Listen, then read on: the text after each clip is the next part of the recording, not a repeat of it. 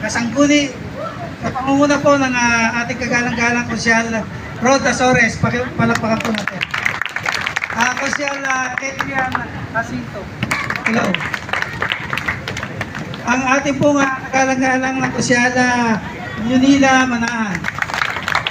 Kagalang-galang kagawad Eddie Boy Santo. Hello.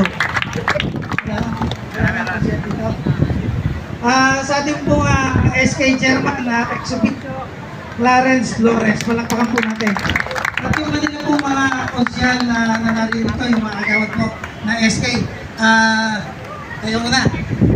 Mary Rose Gutierrez, Angelo Jeronimo, Joven Gabatus, Marcel Bacho, Bernadette Jacinto, at saka Sofia De Jesus. Yan po, nandito po yung ating dating tresurero Egay Season. Nandito po yung ating tresurero ngayon, yung pinaka-pogi ngayon, si Pare Rodel. At yung mga staff ko pong narito. Nagbigay po si... Hello. Si Teresa, dating tresurero natin ng manok, para po... Baka magbigla. Pasalamat pala po natin. Lahat po ng mga naririto po ngayong kawani ng ating pamahalang barangay at ang puso po.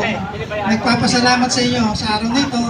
At kahit po masama ang panahon ay sinikap nyo na makadalo sa ganitong event.